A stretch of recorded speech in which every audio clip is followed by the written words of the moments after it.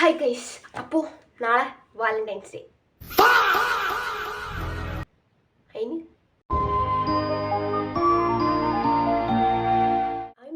നാളെ Valentine's day. ഇന്ന് നമ്മുടെ കോളേജിൽ പരിപാടിയില്ല, എന്തോ പരിപാടി ഉണ്ടെന്ന് അറിയാം.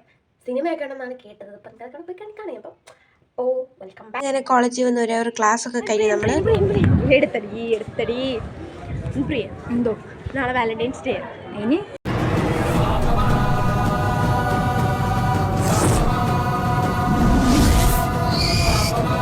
നമ്മളെന്താ വേണം, നമുക്കൊന്നും പറഞ്ഞിട്ടില്ല.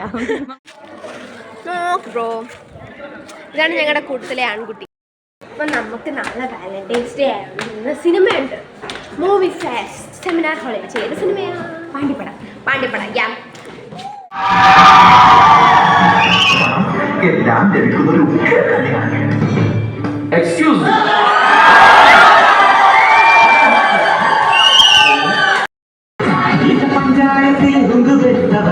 പിന്നെ അവിടെ നടന്നത് ഒരു ചരിത്രമായിരുന്നു.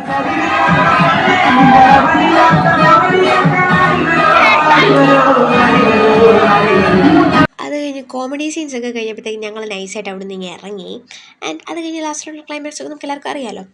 കൂടുതലുള്ള ഒരാൾക്ക് പണി കൊടുക്കുന്നതിൻ്റെ സന്തോഷമാണ് നിങ്ങളിപ്പോൾ ഈ മുഖത്ത് കണ്ടത്. അപ്പം നിങ്ങളല്ലെങ്കിൽ എന്ത് പണി കൊടുക്കുന്നതിനുള്ള ആവശ്യമുണ്ടോ? വായിക്കിനി എൻ്റെ ചങ്കിടിപ്പായ കൃഷ്ണപ്രിയേ, നിന്നെ കാണാൻ എൻ്റെ കണ്ണുകൾ തുടിക്കുന്നു, നിന്നോട് മിണ്ടാൻ എൻ്റെ നാവുകൾ വെമ്പുന്നു. ഞാൻ ഹൃദയമാണെങ്കിൽ നീ അതിലെ ഹൃദയം ഇടുപ്പാണ്. ഞാൻ മുട്ട പപ്സാണെങ്കിൽ ഇതിലെ മുട്ടയാണ്. ഞാൻ പഴംപൊരിയാണെങ്കിൽ നീ ഇതിലെ കൃഷ്ണപ്രിയ എഴുതുന്ന കത്ത്.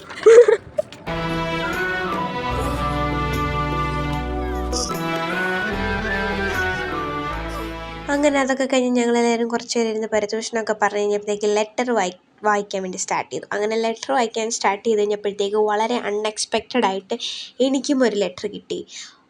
ആരെഴുതിയതെന്ന് എനിക്കറിയത്തില്ല. ജൂനിയർ എന്നൊക്കെയാണ് കൊടുത്തേക്കുന്നത്. ആരാണ് എഴുതിയത് ഞാനതിവിടെ കൊടുക്കാൻ, നിങ്ങൾ വായിച്ച് ചിരിക്കൂ. ഞാനും കുറേ ചിരിച്ചു, നിങ്ങളും കുറേ ചിരിക്കൂ.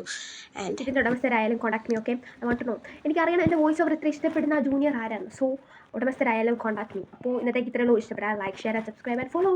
ബൈ.